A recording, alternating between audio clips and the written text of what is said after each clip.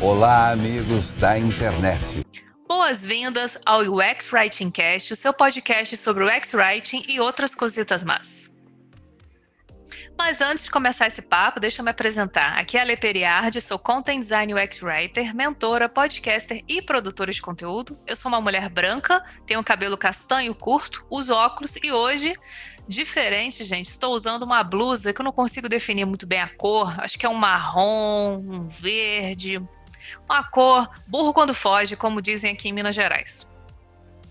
Xoxa, capenga, manca, anêmica, frágil e inconsistente. Oi pessoal, aqui é a Rebeca Romano, sou UX Writer. Eu sou uma mulher parda, tenho cabelo castanho, curto, hoje tá preso, porque como sempre tá calor, tem um dia que eu não falo do calor aqui. Uso óculos, uma armação transparente, tô com um fone também preto e uma blusa azul marinho. Tudo natural, sou bonita pra caramba! Oi pessoal, aqui é a Jailma Souza, eu sou UX Writer na GetBots, mentora e podcaster. Eu sou uma mulher branca, cabelos pretos, hoje eles estão presos num coque, tenho olhos verdes, estou utilizando uma blusa preta, uma blusa de manga que hoje está um pouquinho frio, e o meu fundo está desfocado. Estou utilizando também fone de ouvido. Eu trabalho com lacre. Hoje nós estamos aqui para entrevistar a maravilhosa, que a gente é fã demais, sempre recomenda, gente, é do fã-clube mesmo, Lori Nakahara. Isso, a senhora é destruidora mesmo. Olá, pessoal. Meu nome é Lori Nakahara, ou Lori, como vocês preferirem. É um prazer imenso estar aqui com vocês, é uma honra estar aqui diante de 3 mulheres que eu também admiro muito, que eu sempre recomendo para as pessoas que vêm falar comigo. Só para me descrever, eu sou uma mulher branca, meus cabelos são médios e cacheados, mas hoje eles estão presos. Estou vestindo um vestido preto com uma jaqueta jeans por cima e um colar em cima também deste vestido preto. E o meu fundo ele é composto por uma parede branca e ao meu lado direito tem uma porta na cor madeira. De novo, muito obrigada pelo convite de hoje. Eu espero poder contribuir aí para quem estiver ouvindo de alguma forma. Formada em Relações Públicas, Publicidade e Comunicação aplicada pela Faculdade Casper Libero, em Gestão Estratégica e UX Designer pela ESPM. Tem especialidades em SEO, Web Writing, mídias sociais e UX Writing, entre outras. É redatora especialista em conteúdo para plataformas digitais, já atuou em squads na criação de textos para jornadas de sites, aplicativos e URA. Hoje trabalha como UX Writer no Mercado Livre. Lori, conta um pouco pra gente sobre a sua trajetória, como que você chegou no UX Writing. E uma pergunta que a gente sempre faz aqui no podcast é o que o LinkedIn não conta sobre a Lori. Bom, eu vou começar, eu acho que pela parte mais legal, que é o que o LinkedIn não conta sobre mim, e aí eu vou falar um pouco mais sobre a parte pessoal mesmo, porque a parte pessoal, ela interfere na profissional, porque a gente não consegue separar 100% as duas coisas, a gente acaba sendo uma coisa só. Então, fora do LinkedIn, eu sou uma mulher casada, aparentemente, né, nos dias de hoje, o pessoal fala, nossa, você casou cedo, sim, casei cedo mesmo, diferente de muitos amigos meus que neste momento estão fazendo ano sabático ou que estão mudando de empresa. Eu também fiz tudo isso, mas casada. Então, eu sou uma mulher que ama viajar. Então, se você for olhar meu Instagram, se você for perguntar dicas de viagem para mim, assim como eu sou organizada com os meus jobs, com os meus trabalhos de UX Writing, eu também sou organizada com as minhas viagens. Então, para as pessoas que são próximas a mim, eu já fiz roteiros de viagens, todo o planejamento de viagem, desde compra de passagens a hotéis, eu já fiz para amigos super próximos. Então, essa é uma característica que me marca muito, a questão das viagens. Sagitariana, né? Não poderia ser diferente. Então, se eu falar alguma coisa fora do LinkedIn, é que eu sou uma apaixonada por viagens e apaixonada por culturas diferentes. Porque o que eu gosto na viagem? Conhecer pessoas, viver experiências diferentes e, claro, conhecer novas culturas. E isso está diretamente relacionado à minha profissão como UX Writer. Então, essa questão de conhecer novas culturas, conhecer novas pessoas, para mim, ela está totalmente relacionada com a minha área de UX Writing. Porque UX Writing, como a gente sempre fala, é muita questão de empatia, de conhecer as pessoas, de se colocar no lugar das pessoas e trazer elas para o nosso trabalho, né? Porque é o ponto de vista delas que vale para nós, e não o nosso ponto de vista, e não o que a gente sabe dentro da nossa bolha. Então, quando eu viajo e eu saio da minha zona, da minha bolha, eu consigo conhecer o outro, conhecer diversas realidades e, com isso, ser uma UX Writer melhor. Então, acredito que é isso o que o LinkedIn não mostra. Eu mostro mais nas minhas redes pessoais, mas eu acredito que é algo que faz minha essência profissional junto com a minha essência pessoal, que trabalham ali juntas. E sobre a primeira pergunta, tudo começou há mais ou menos uns 5, 6 anos, lá em 2016, 2015. Eu trabalhava na época no Banco Bradesco, e lá eu trabalhava numa área chamada redação digital. Naquela época, lá em meados de 2015, em 2016, não se falava do termo UX, não se falava das metodologias ágeis. Naquela época, onde tudo era mato, e aí eu posso dizer isso, nós trabalhávamos naquele modelo antigo, no modelo cascata. A gente se considerava uma redatora web. Eu me considerava uma redatora web. O que era isso, né? Eu escrevia textos para o digital, eu escrevia textos para aplicativos e para sites, mas o foco, o centro, não era a pessoa usuária. O nosso foco era realmente a tela, de acordo com a minha bagagem de conhecimento.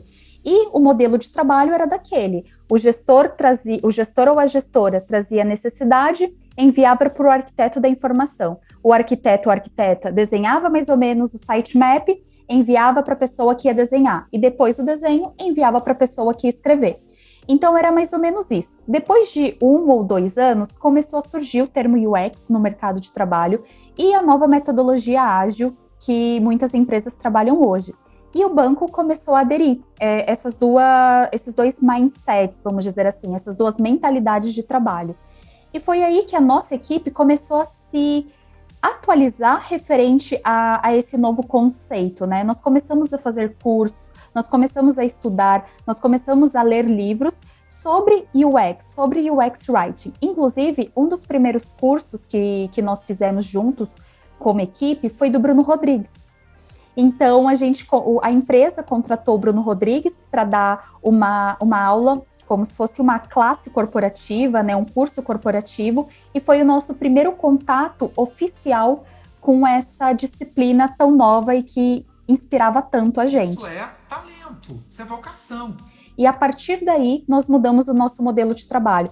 Não só a questão de olhar com o olhar da pessoa usuária, colocar aquela pessoa no centro e trazer ela para o nosso modelo de trabalho, como também mudar a forma como a gente trabalha com os nossos pares. Porque hoje, o relacionamento que eu tenho com os designers, com as designers, é muito diferente do que eu tinha antes. Antes era assim, terminei o meu trabalho, no meu quadrado, passo para o próximo. E aí era uma linha de produção. Hoje não, hoje a gente trabalha de forma muito colaborativa. E voltando ao ponto, depois que eu fiquei 5 anos no Bradesco, trabalhando com produtos digitais dentro de squads, aí eu senti a necessidade de conhecer novos desafios. Por quê? Depois de 5 anos eu já passei por abertura de contas, seguros, investimentos, todos os produtos bancários eu já conhecia. Eu já sabia com quem falar, eu já sabia lidar com os meus stakeholders, ou seja, eu não estava mais vendo muito desafio. Eu não estava aprendendo coisas novas, porque eu já conhecia um pouco de tudo. Foi aí que eu senti a necessidade de migrar, não de área, mas migrar de empresa. E aí eu fui contratada pela Via Varejo, que é holding da Casas Bahia, do Ponto Frio, do Banqui. E lá, um pouco diferente do Bradesco, a minha atuação era como Content Ops.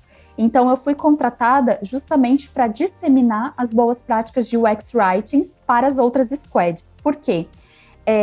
Diferente do Bradesco, que tinha uma equipe robusta de UX Writers, uma equipe robusta de designers e uma equipe robusta de pesquisadores, na Via Varejo não.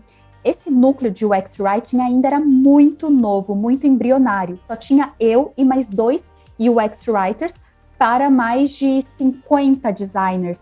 Então, era uma diferença muito grande. Eu não conseguiria atuar diretamente nos produtos digitais, Por isso, eu fui contratada para ajudar os designers a escreverem de forma mais próxima das nossas pessoas usuárias, já que, naquele momento, não seria possível contratar um UX Writer para cada squad, como seria o ideal, né? O ideal que a gente sempre espera aí das empresas.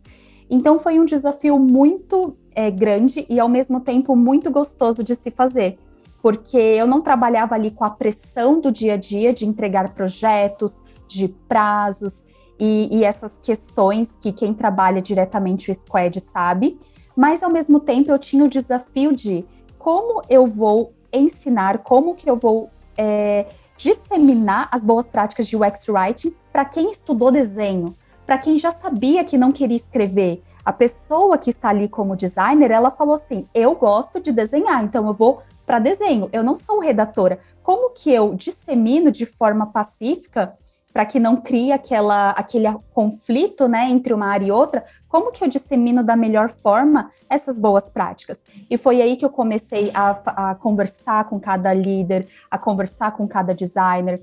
Não tinha nenhum guia de estilo linguagem, então eu criei o primeiro guia de estilo linguagem para ajudar aquelas pessoas com dúvidas mais rápidas, e ficou muito legal o guia. Eu me senti super orgulhosa do resultado, porque realmente ajudou aquelas pessoas, espero que esteja ajudando ainda, e fui criando outras ações ao longo do tempo, por exemplo, talks. Então, a gente começou a promover talks sobre esse assunto para trazer essa galera mais próxima da nossa área, para fazer com que elas entendam que não é só um textinho, que não é só verificar se a vírgula está na forma correta ou se a ortografia está correta. É muito mais do que isso. E para eles entenderem também que o trabalho do UX Writer, ele começa no início do processo criativo, e não só no fim, quando todas as decisões já estão tomadas. Eu tenho noção do que eu faço. Quando todas as telas já estão construídas. Então, essas foram algumas formas que eu encontrei de disseminar a cultura de UX Writing. Eu fiquei pouco tempo lá, eu fiquei 4 meses, mas não por falta de desafio e não porque eu não gostava, muito pelo contrário, eu amava o que eu fazia ali. Mas eu fui convidada para trabalhar no Mercado Livre. E o Mercado Livre é uma empresa que eu sempre admirei, não só pelo tamanho, mas pela história. É aquela questão, né? Aqui na família tem gente que é fã, que já é nível 6 no Mercado Livre, que compra todo dia. Então, cria aquele carinho, né, da marca com as nossas relações interpessoais. Então, essa parte do convite do Mercado Livre me chamar para o processo seletivo, de eu ver o onboarding tão estruturado, de um processo seletivo tão estruturado, encantou os meus olhos, e foi aí que eu decidi migrar para a empresa. E hoje eu trabalho de novo como eu trabalhava no banco. Eu trabalho diretamente com produtos digitais para um público específico. Então, hoje eu não atuo mais como Content Ops. Eu estou mais na linha de frente, criando produtos e serviços para o meu cliente final, que no caso é um público muito específico da minha squad, que a gente chama lá de vertical também. Bom, todo mundo está muito curioso como é que é ser UX Writer no Mercado Livre. Qual é a diferença que você notou, principalmente quando você chegou nesse mundo gigante que é o Mercado Livre, uma empresa que está crescendo para outras terras, né? Então, se você puder falar as diferenças, alguma curiosidade, algum desafio que você possa contar para a gente, vai ser bem legal matar essa curiosidade que não é só nossa, mas acredito que de muitas pessoas que estão conferindo esse conteúdo por aqui. Claro, inclusive era uma dúvida que eu tinha antes de migrar para o Mercado Livre, mas a primeira impressão que eu tinha antes de começar a trabalhar era que era uma empresa grande, que era uma empresa com muitos núcleos, com muitas veias, se assim eu posso dizer, que era uma empresa gigante. Quando eu entrei, essas expectativas, elas não foram cumpridas, elas foram superadas. Todo mundo. Porque ela era maior do que eu imaginava. Eu imaginava que ia ser uma empresa grande, como várias outras grandes que eu pude trabalhar, né? Que eu tive o privilégio de trabalhar. Mas quando eu entrei, eu vi que existe um núcleo para cada etapa do processo. Existem vários tipos de público. Porque quando a gente pensa em Mercado Livre, a gente pensa só no marketplace. No aplicativo que a gente entra, então é fácil. É só criar a tela ali do produto, a tela inicial, onde tem todas as categorias dos produtos, a tela de detalhes do produto, quando você clica, por exemplo, em uma camiseta, tem a cor, você escolhe o tamanho, escolhe quantas unidades você quer, e a tela do carrinho de compras. Acabou, é muito simples. Não, tem o núcleo de Mercado Livre, que tem muitas coisas lá dentro, tem o núcleo de Mercado Envios, que é só a parte de envio, porque hoje o Mercado Livre se tornou referência, porque é uma das entregas mais rápidas do Brasil. E eu não estou aqui, como dizem, puxando sardinha, porque eu trabalho na empresa, mas às vezes a gente compra justamente porque chega no mesmo dia, porque a gente precisa daquilo de forma muito rápida. Então tem um núcleo, tem equipes e equipes somente para mercados envios. Eu, por exemplo, eu estou numa vertical que é do Mercado Pago. Então eu não trabalho diretamente com Marketplace. E falando de Mercado Pago, só dentro do Mercado Pago eu tenho núcleos de investimentos, eu tenho núcleo de criptomoedas, eu tenho número de revendedores, que é o que eu trabalho, eu tenho núcleo somente de vendas de outros produtos, de abertura de contas. Então são vários núcleos dentro de Mercado Pago, assim como dentro de Mercado Livre também. Então eu comecei a ver que, sim, ela é muito maior do que eu imaginava. E isso é assustador logo no início. Mas depois, quando você começa a entender melhor os processos, quando o tempo vai passando, você vai entendendo e digerindo tudo aquilo de melhor forma. Hoje eu já me sinto totalmente à vontade na empresa, eu já entendo de forma geral como ela funciona. E além disso, um dos desafios também de se trabalhar em uma empresa grande e internacional é justamente o choque cultural. Quando eu entrei na empresa, olha o pensamento que eu tinha. É uma empresa argentina que ela está espalhada por vários países da América Latina. Então, a cada 15 dias eu devo ter alguma reunião com algum argentino, com algum colombiano. Tranquilo, eu não sei falar em espanhol, mas a gente consegue se entender. Eu já viajei para alguns países da América Latina e a gente no portunhol acaba se entendendo, né? Quando eu entrei, simplesmente, eu era a única brasileira da minha squad. Ele fala espanhol, você fala português. Todos os outros ou eram colombianos ou eram argentinos. E aí o desespero bateu, não sei falar em espanhol. Como eu vou conseguir decifrar um briefing que vem em espanhol para eu conseguir escrever por um público que talvez não seja o público brasileiro? Então aquilo foi me batendo um desespero. Ao mesmo tempo, a equipe toda falando, calma, a gente sabe que você não fala espanhol, a gente sabe que você não entende, você vai ter 3 meses de onboarding com a gente, você vai ter tempo de se habituar, me acalmando da melhor forma, mas eu, insegura que sou, né, a síndrome da impostora batendo na minha porta, fiquei desesperada. E aí eu comecei a fazer aulas de espanhol, mas no fim, realmente, o pessoal deixa você muito tranquilo. Depois de 2 meses ouvindo todo dia ali espanhol, você já entende tudo. Você já entende tudo, eu já comecei a falar, hoje eu já falo, hoje eu já escrevo em espanhol para as telas também. Então, assim, tudo foi se encaixando. E é uma coisa maravilhosa, porque foi uma língua que eu aprendi, uma língua a mais que eu tenho hoje, que eu posso falar que eu sei me comunicar, talvez não fluentemente, longe disso, mas eu sei me comunicar em espanhol, e ao mesmo tempo ter o contato com essas culturas diferentes é muito rico, porque hoje, quando eu vou fazer uma tela para o Brasil, para o meu produto Brasil, eu mais ou menos sei ali o meu público, porque eu sou brasileira, e eu sei o que está acontecendo aqui, eu conheço as tendências que estão acontecendo no nosso país, mas e quando eu estou fazendo o meu produto só que para o México? Eu vou lá, eu troco uma ideia com a UX Writer mexicana, eu entendo, nossa, essa palavra no México, ela é pejorativa, eu não posso usar porque no Brasil faz sentido, mas no México não, e a gente acaba conhecendo a cultura do outro pelo ponto de vista de quem mora lá. Então essa troca cultural para mim foi e é super importante, todos os dias eu aprendo alguma coisa.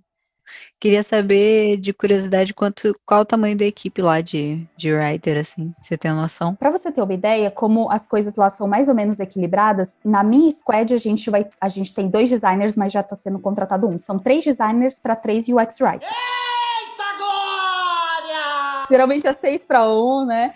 Só que, falando de forma geral, pelo que me contaram há 1 ano, quando eu entrei, há 1 ano, mais ou menos, tinha 120 Latam, né? 120 UX Writer Latam, mas como todo dia tem gente, chegou um novo UX Writer, bem-vindo, gente, já deve estar num número assim. Mas vocês não chegam a, tipo, se reunir, assim, todo mundo fazer reuniões, sei lá?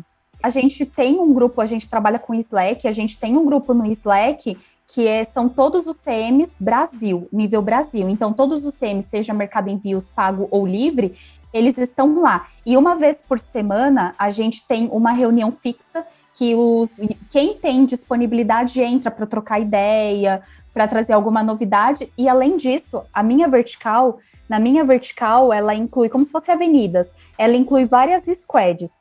E nessa vertical, a gente tem, eu acho que 12 UX, 8, 9 UX Writers, e também uma vez por semana a gente tem reunião entre a nossa vertical, para compartilhar o que a gente está fazendo. Legal, porque é muita gente, né? Aí acaba tendo esse desafio aí de alinhar as coisas e tal. Legal. Obrigado por matar minha curiosidade.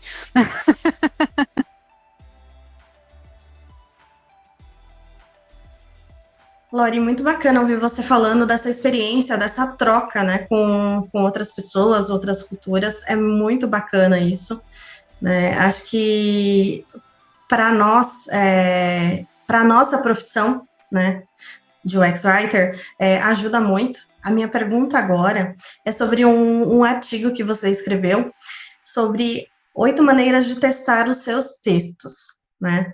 Então, acredito que esse contato, né, tem ajudado você a trabalhar um pouco melhor tanto a comunicação, né, quanto a parte da experiência do usuário. Então, eu queria que você contasse para a gente um pouquinho, né, como que você lida com essa parte, né, de teste, como é que você apresenta métricas e resultados, né, e dicas para a gente, né, como é que a gente aplica isso no dia a dia.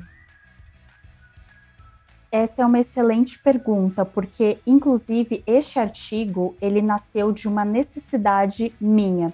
Quando eu estava começando nessa área, começando a escrever textos, pensando nas pessoas usuárias, uma das coisas que eu sentia muita necessidade ok, estou escrevendo pensando no meu público, mas como eu tenho certeza de que esse texto está bom? Porque se eu pergunto para o meu colega ao lado, para UX Writer que trabalha comigo, ou para minha dupla de desenho, eu vou ter a visão dele, que também está inserido na mesma bolha que eu, que também está enviesado com o projeto, que já entende a regra do projeto.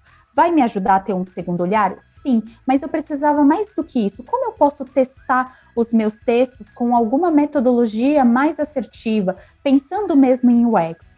E aí eu sentia muita necessidade de entender e eu não encontrava referências. Até que eu fui procurando muito em livros, eu gosto muito do livro de redação estratégica para o UX, então eu consumi ele para ver se eu conseguiria tirar alguma dinâmica, alguma metodologia. Consumi muitos artigos do Medium, que tem pessoas maravilhosas que escrevem coisas maravilhosas lá. Também fiz alguns cursos de UX Writing, e a partir de todos os conhecimentos que eu fui trocando com a comunidade, que eu fui lendo, que eu fui ouvindo, eu construí esse artigo com os 8 que eu considero principais, além daqueles tradicionais, por exemplo, teste de usabilidade. Teste de usabilidade, para quem está chegando agora na área de UX ou na área de UX Writing mais especificamente, é um teste que você vai ouvir logo de cara. Assim que você entrar numa empresa, provavelmente você vai ouvir este nome, teste de usabilidade. Este teste, como o próprio nome diz, ele testa a usabilidade de um fluxo ou a usabilidade de uma tela específica. Só que quando a gente fala de usabilidade, a gente pensa muito na parte de desenho, de layout, e se o botão está claro, se aquele tooltip tá aparecendo, se o cliente, se o público consegue completar uma tarefa naquele fluxo, mas a gente também consegue testar os nossos textos. A partir da escuta ativa, né? Escutar o que aquele cliente, o que aquele público fala sobre aquela tela, perceber qual é o universo semântico dele, quais verbos, quais palavras eles usam. E a partir disso, criar o nosso dicionário de vocabulário controlado. É uma forma de testar. Mas eu queria sair um pouco deste óbvio do teste de usabilidade. Eu queria testes que fossem específicos para texto. E aí, como eu falei, depois de estudar, ler e conversar com a comunidade, eu cheguei nesses 8. Lá dentro, se vocês tiverem curiosidade de lerem, vocês vão ver que tem o teste close, o teste do marca-texto, tem o teste do formulário. Então, tem vários testes super simples que eu ensino passo a passo como você aplica e quais ferramentas você precisa. A maioria deles, a única coisa que você precisa, se for presencial, é um papel, uma caneta ou um marca-texto. E se for online, você precisa de um Word ou de um PDF. Nada muito robusto. E por quê, né? Por que eu decidi fazer este artigo? Justamente para compartilhar para a comunidade, porque eu sei que essa é uma dor principalmente de quem está chegando na área. E como quer colocar isso em prática? Depois que eu fiz esse artigo, eu comecei a pensar, Loriene, eu escrevi todos os 8 testes, mas eu aplico isso no meu dia a dia? Eu já testei algum desses testes que eu mesma escrevi? E eu comecei a refletir e eu vi que não. A maioria deles eu nunca havia colocado em prática. Eu só estava reproduzindo tudo que eu tinha aprendido, lendo, estudando e conversando com outros UX Writers. E eu falei, como eu posso indicar algo para as pessoas que nem eu mesma coloquei em prática? Foi aí que eu falei, não, a partir de agora, em cada projetinho que eu tiver, eu vou tentar colocar alguma dinâmica em prática.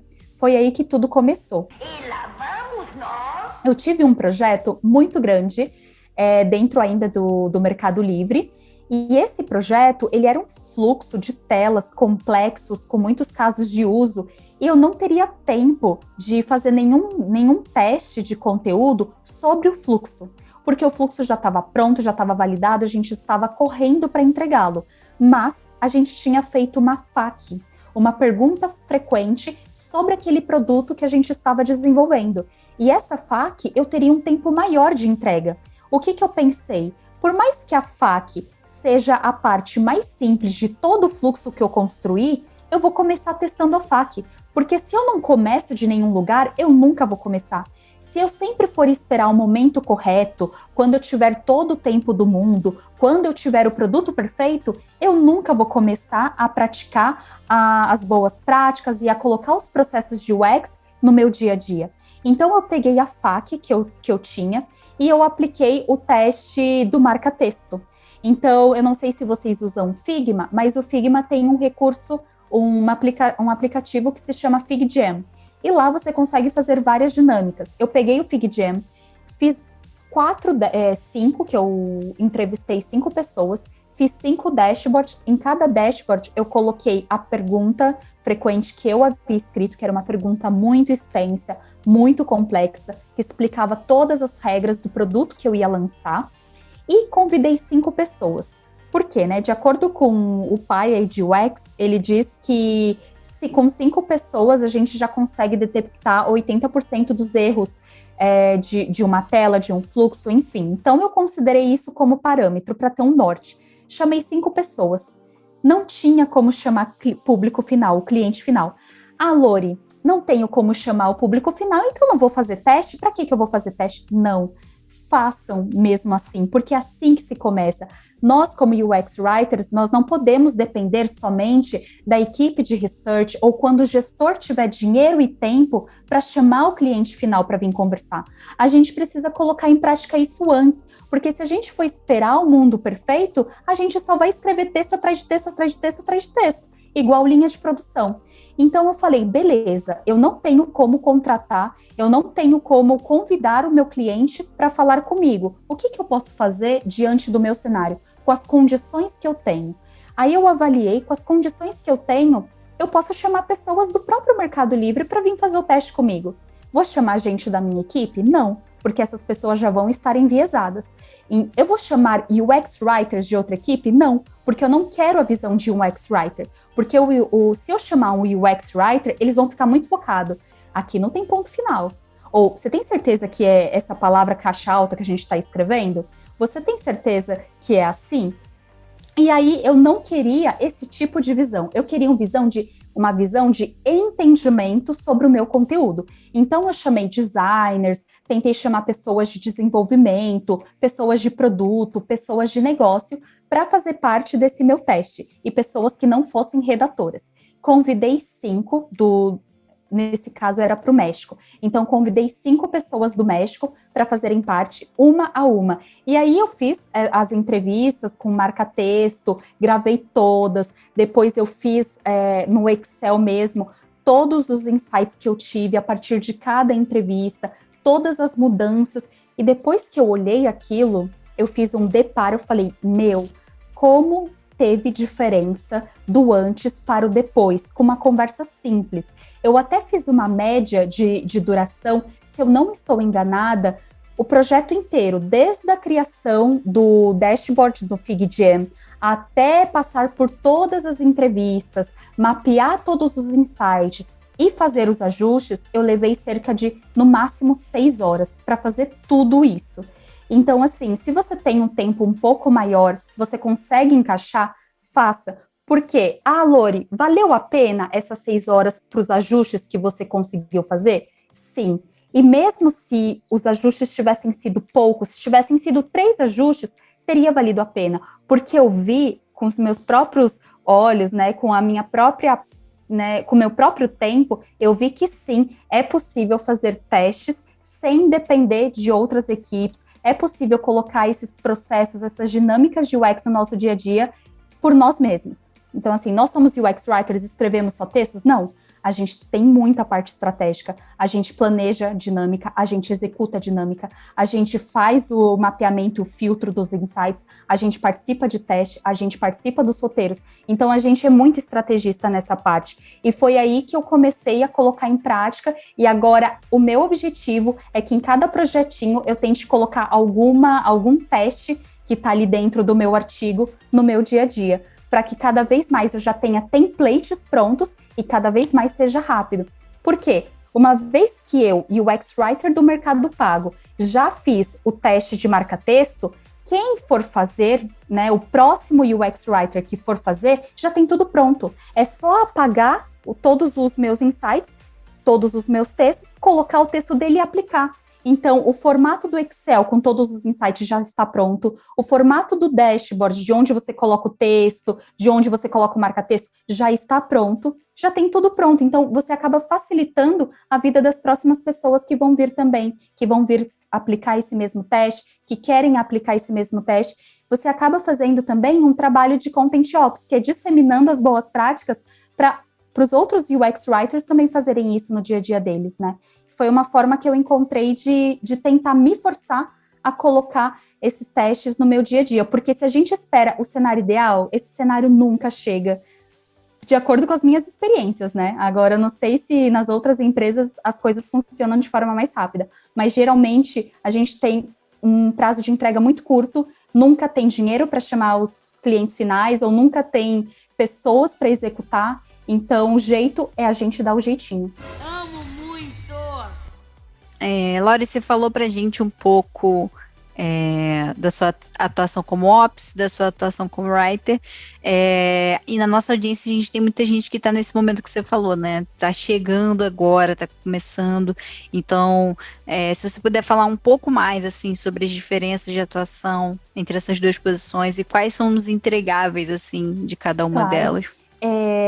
Eu atuei pouco como Content Ops. Foram apenas 4 meses, mas foram 4 meses muito intensos. Então, eu vou vou dar a minha resposta aqui com base nas minhas experiências. Talvez alguém que tenha trabalhado com mais tempo em Content Ops tenha uma visão diferente. Mas, de acordo com as minhas experiências, só para diferenciar, eu entendo que um UX Writer, ele trabalha diretamente numa squad, produzindo, né, fazendo telas de aplicativos, de sites, de produtos digitais, para o cliente final de uma empresa, seja ele qual for. Já o Content Ops, o cliente final desse Content Ops são as próprias pessoas da empresa, que geralmente são os designers ou os UX Writers. No caso, quando eu trabalhava na Via Varejo, que eu era uma Content Ops, o meu público ali não era o consumidor, aquelas pessoas que compravam no Ponto Frio, que compravam na Casas Bahia. Não, o meu público ali eram os designers. Lori, seu público não era os UX Writers? Não, porque não tinha. Então, eu tinha que disseminar ali a palavra de UX Writing para os designers, porque eles eram o meu público. Então, eu vejo que essa é a grande diferença, o público, para quem que você vai trabalhar. Falando sobre content shops, quando eu trabalhei nessa área, eu via que a nossa entrega era muito de guiar, né? Assim como a de UX Writer, que é guiar a pessoa usuária num fluxo, o nosso é guiar o designer ou o UX Writer dentro da empresa. É facilitar o trabalho dessas pessoas. Então, por exemplo, no meu caso, o público eram os designers. Os designers, eles não conheciam as boas práticas de UX Writing, eles não conheciam muito a nossa área. Então, o primeiro passo que eu dei foi mostrar para eles o que é a nossa área, quem somos nós, como que a gente trabalha, onde que a gente entra, quem somos nós na fila do pão, né? Então, esse foi o primeiro contato que eu tive com eles, de fazer uma talk, uma conversa mesmo, uma apresentação, falando um pouco mais para que eles conheçam, para que eles tivessem contato. Logo depois, eu fui diretamente para o primeiro entregável que eu considero super importante, que é o guia de estilo e linguagem. Muitas empresas já têm, outras não têm. No caso, quando eu trabalhava lá na Via, não existia nenhum guia de estilo e linguagem. Então, eu dei este primeiro passo para criar a primeira versão, o primeiro MVP.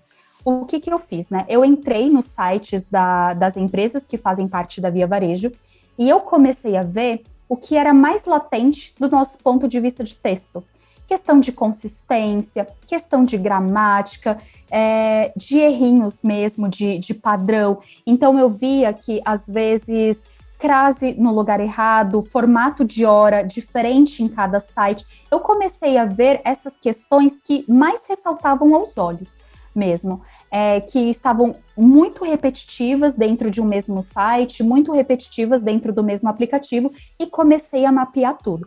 Porque com base nisso, eu consegui identificar de melhor forma quais eram as dores daquelas pessoas que estavam escrevendo ali. Depois, eu fui conversar diretamente com essas pessoas. Eu fiz algumas entrevistas com alguns designers, claro, não daria para fazer com todos, porque eram muitos, mas eu fiz com algumas pessoas e perguntei quais eram as necessidades, o que mais elas sentiam falta no dia a dia, quais eram as maiores dificuldades em relação a escrever textos para as plataformas digitais da empresa. E aí eu fui mapeando tudo. Depois que eu mapeei, é claro que a gente, na hora que vai criar um guia, ainda mais quando é um guia do zero, que não existe, você quer lançar tudo. Mas eu aprendi que se a gente quer sair, que saia com o menos possível de coisa, para sair numa velocidade mais rápida. O que eu quero dizer com isso, né? Eu mapeei as principais dores e trabalhei em cima de conteúdo. Como o meu público eram os designers, eu não podia simplesmente escrever assim. O texto precisa ser claro e conciso. Talvez, se o meu público fosse UX Writers, eles iam saber o que eu quero dizer com texto claro e conciso, porque a pessoa está estudando texto há algum tempo, então ela vai saber, eu não preciso dar exemplo, fica até muito óbvio se eu der um exemplo. Mas o meu público não era UX Writers, não eram redatores. O meu público eram designers que desenhavam, que o foco deles não era um texto. Então, até para as coisas mais que para a gente é óbvia, para eles não é. Então, eu tive que dar um exemplo de tudo. O texto tem que ser claro, é assim não, assim sim. Dá um exemplo ao lado do outro. O texto tem que ser útil. O que significa utilidade? Colocava embaixo o significado de utilidade, colocava um exemplo negativo e positivo. E assim eu fui fazendo com todos os tópicos em que eu selecionei ali para o guia. Depois disso, né, selecionei os principais, validei com as lideranças, validei com o meu líder, com o meu manager, e depois que tudo estava validado, eu lancei o primeiro MVP, a primeira versão do guia. E foi muito legal, porque as pessoas conseguiam acessar o guia para tirar dúvidas. Tinha dúvidas mais conceituais, por exemplo, o que um UX Writer faz, o que é a área de UX Writing, como surgiu. Tinha essa parte mais introdutória, sim, para quem quisesse ler. Tinha a parte mais subjetiva, entre aspas, por exemplo, o texto precisa ser claro, conciso, útil. Sempre que possível, reduzir um pouco da carga cognitiva, explicando com exemplos o que tudo isso significava.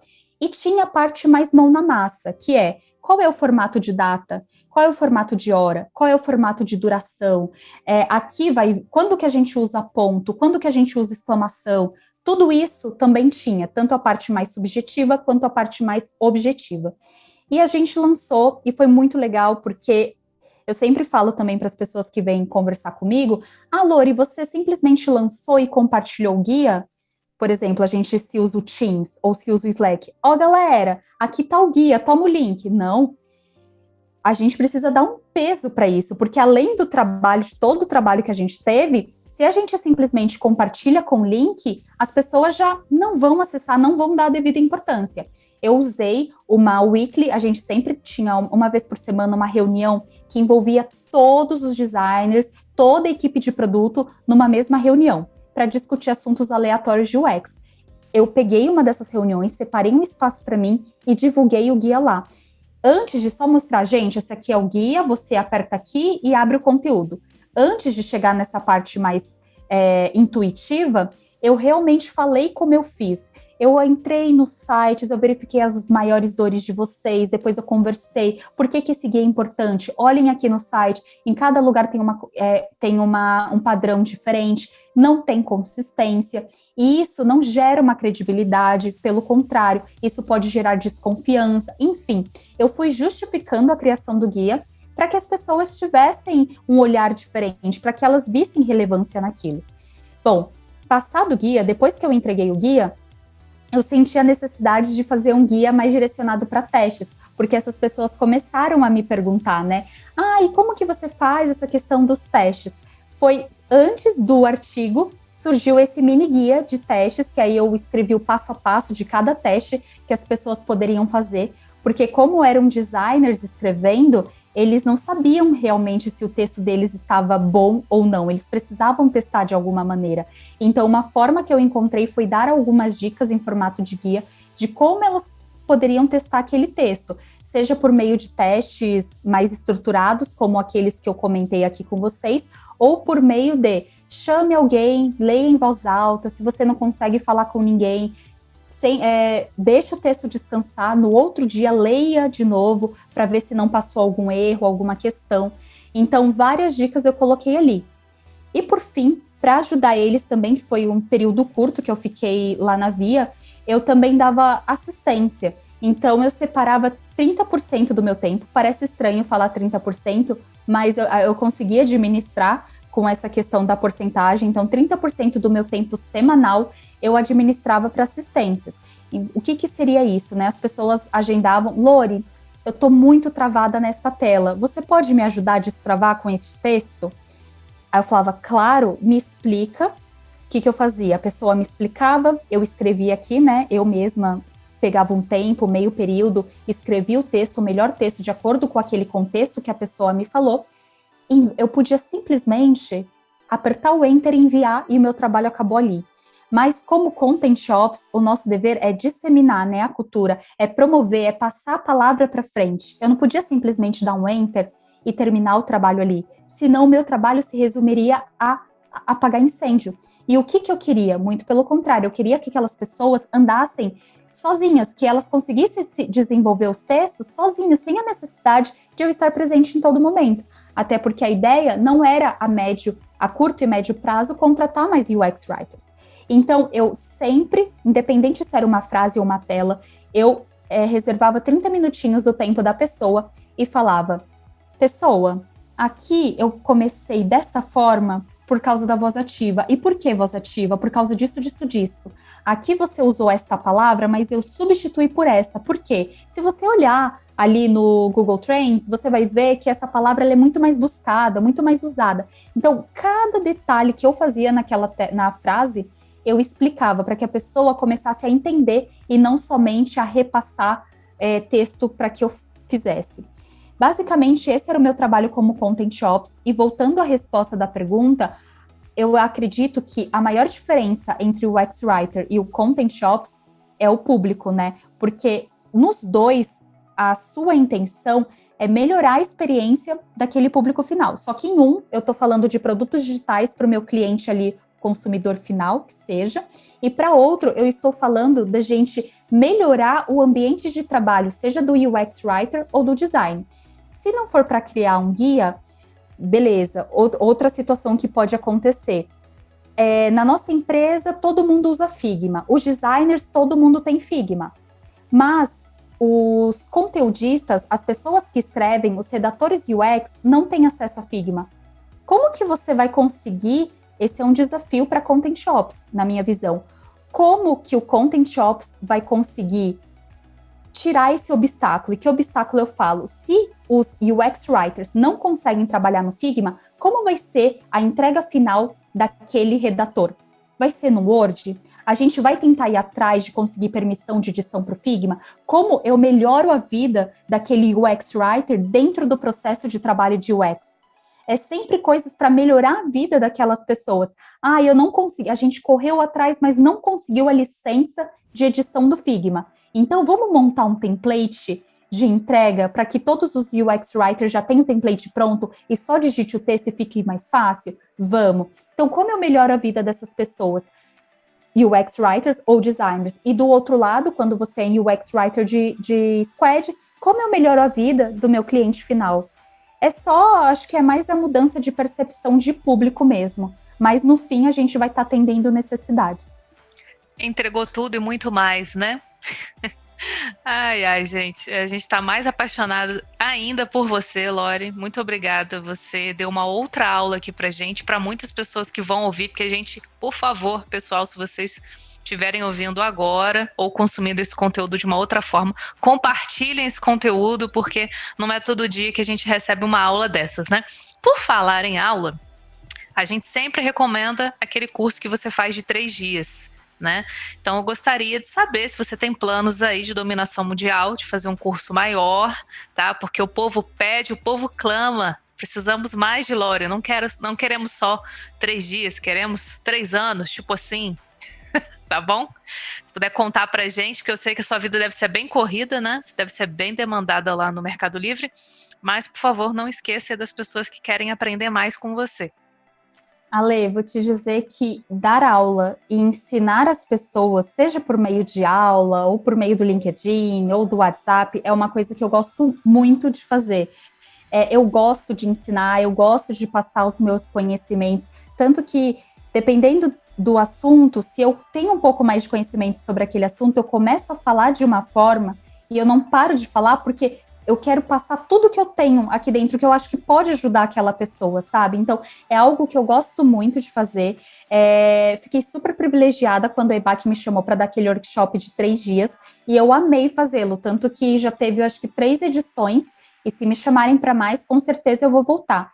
Sobre o curso, é um desejo pessoal meu, sim, dar algum curso um pouco mais longo, seja de forma mais proativa ou por meio de alguma escola que já exista aí no mercado. No entanto, eu ainda não foquei de ir atrás disso proativamente, justamente por conta das coisas que eu tenho para fazer por fora. Não só o trabalho, mas a vida pessoal. A gente tem visto, e até aqui eu falo com as pessoas que estão chegando agora, se a gente entra no LinkedIn, a gente começa a ver, nossa, todo dia a pessoa posta um artigo, nossa, aquela pessoa está fazendo muita coisa, nossa, como aquela pessoa é ativa. Eu sei, porque eu já fui essa pessoa a que postava artigo toda semana e a pessoa que olhava as pessoas que postavam o artigo. E eu ficava nessa. E eu me sentia pressionada, tanto que se vocês entrarem no meu LinkedIn é uma vergonha, porque só deve ter uns 3 ou 4 artigos, e não tem mais. E as pessoas lá no Medium, chega às vezes algumas pessoas para me seguir, e eu falo, coitada dessas pessoas, porque faz muito tempo que eu não posto nada. E aí começou a me gerar essa pressão. Lori, você tem que postar, ainda mais depois do curso da EBAC, muitas pessoas começaram a me procurar tirando dúvida. E eu falei, eu preciso contribuir. Só que ao mesmo tempo, eu não consigo segurar todos os pratos, porque a minha vida pessoal hoje, ela vem em primeiro lugar do que qualquer coisa da minha vida profissional. Então, se eu tiver que deixar de escrever um artigo para eu ficar de boa na minha casa, brincando com o meu cachorro, é isso que eu vou fazer. E por que eu estou falando aqui? Posso estar desestimulando as pessoas a escreverem artigos, ou a serem ativas na comunidade. Não é isso. É porque eu sei como é a pressão de estar do outro lado, de ser insegura, porque, se eu não apareço, eu não vou conseguir um trabalho na área de UX Writing. Eu já cheguei a pensar nisso, eu não vou conseguir ser vista. Se eu não for vista, eu não vou conseguir um emprego, eu não vou conseguir migrar. Muitas pessoas que estão chegando pensam nisso. Tanto que a gente vê por aí que a pessoa mal entrou na área e já está publicando um monte de coisa que aprende, porque tem esse medo de quem não é visto não é contratado. E muito pelo contrário, eu falo, será que só o bom trabalho que eu já faço nas minhas 10 horas de trabalho não é o suficiente? E aí eu começo a me sabotar. E olha, gente, por que eu estou abrindo meu coração? Porque eu já estou há 6 anos na área. Vocês me convidaram para esse podcast maravilhoso. Então, assim, eu me sinto super privilegiada de estar aqui. Eu fui convidada a dar aulas na EBAC.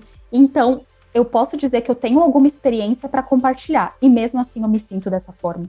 Imagina as pessoas que estão chegando agora e que veem, não que a gente tenha que parar de postar, não é isso, mas é que elas tenham uma noção que você não precisa fazer tudo isso para você conseguir migrar, para você ser um bom profissional. Você pode ter outras prioridades, entendeu? Então, assim, eu amo dar aula e eu gosto muito. Eu só não consegui ainda organizar direitinho a minha agenda para dar o primeiro passo, mas que isso um dia vai acontecer, vai.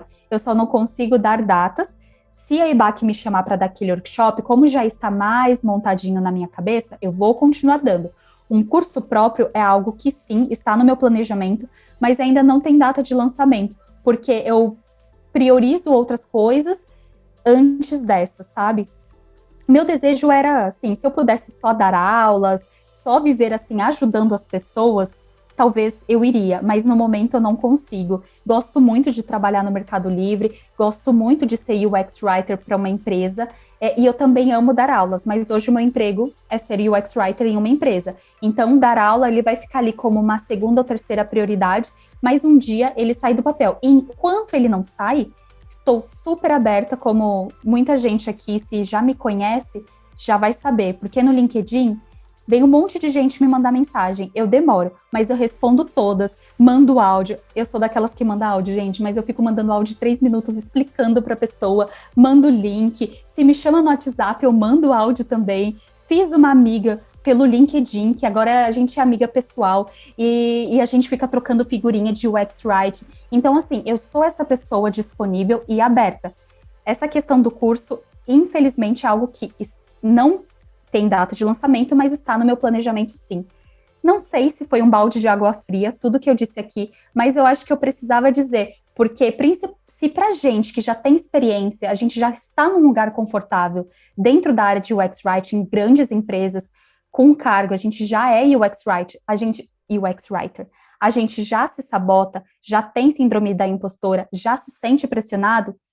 Eu não quero nem pensar como são as pessoas que estão chegando agora, ou que estão querendo migrar. Então, eu não quero que elas sintam essa pressão. Eu quero que elas consumam, sim, o nosso conteúdo, tudo que vocês estão fazendo, que é maravilhoso, gratuito, aquelas mentorias também que vocês dão, que são gratuitas, usem e abusem de tudo isso, mas não se sintam pressionados também. Muito pelo contrário, todo mundo vai ter um espacinho. Amém, irmão? E a área está crescendo demais, está bem aquecida. Então, acredito que todo mundo vai ter um sim, vai ter uma vaga, vai ter um espacinho em alguma empresa.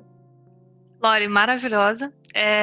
Quando eu comecei a pensar em migrar, eu falei, como é que eu vou me destacar? Como é que eu vou aparecer? Vou produzir conteúdo sobre os meus estudos. E sim, deu muito certo para mim. E eu recomendo que as pessoas façam isso para registrar a jornada, mas de uma forma bacana, suave. Eu até falo, faz um post por semana, só para falar, olha, participei desse evento, olha, assisti a aula da Lori, foi incrível, eu aprendi isso aqui com a Lori. Gente, para quem quiser assistir a próxima turma, esse é o link, que aí você acaba ajudando outras pessoas que estão no início dessa caminhada e que não tiveram ainda a oportunidade, né?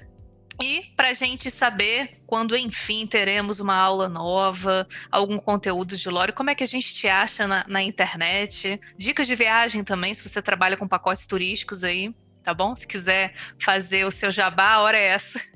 Bom, gente, no caso dos cursos da EBAC, quando acontece, quando rola alguma nova edição, eu sempre disponibilizo no meu LinkedIn. Se vocês procurarem lá, é Lori, com Y, Nakahara. Só vai ter eu, provavelmente.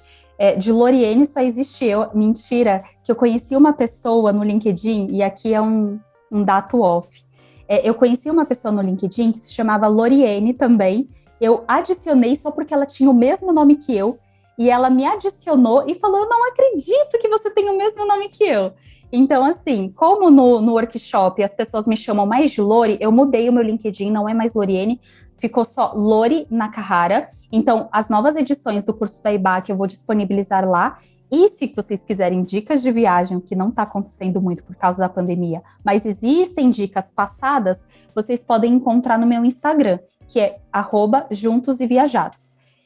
Tem lá todas as dicas anteriores das nossas viagens, dicas também de sustentabilidade, que é um tema que eu gosto muito, ele mistura um pouco. E só complementando a sua última fala, Lê, eu também acredito muito nisso que você disse, porque eu comecei a ter visibilidade no LinkedIn justamente por conta das minhas postagens, que eu comecei a escrever um pouco do meu conhecimento, tanto o artigo que a Jailma comentou dos 8 formas de testar os textos, foi um dos primeiros artigos ali que eu escrevi, justamente para compartilhar um pouco do meu conhecimento, e realmente isso funciona. Claro, como você mesma falou, a pessoa não precisa postar todo dia. Posta um curso que fez, posta alguma conversa que teve, algum conhecimento, uma dica para compartilhar. Isso realmente traz visibilidade para quem está chegando. É sempre uma ótima maneira de começar a procurar vagas.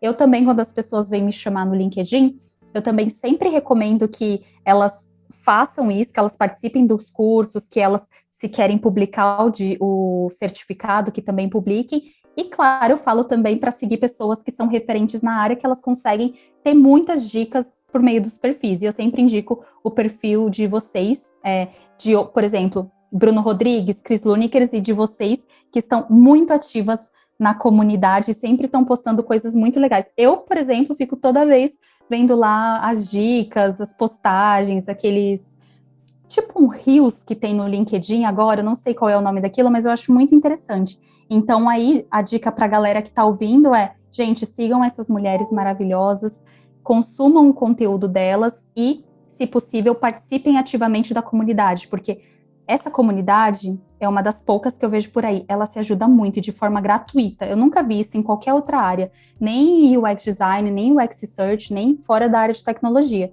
E muitas das oportunidades e das dicas que eu consegui foi com trocas gratuitas de conhecimento entre a comunidade.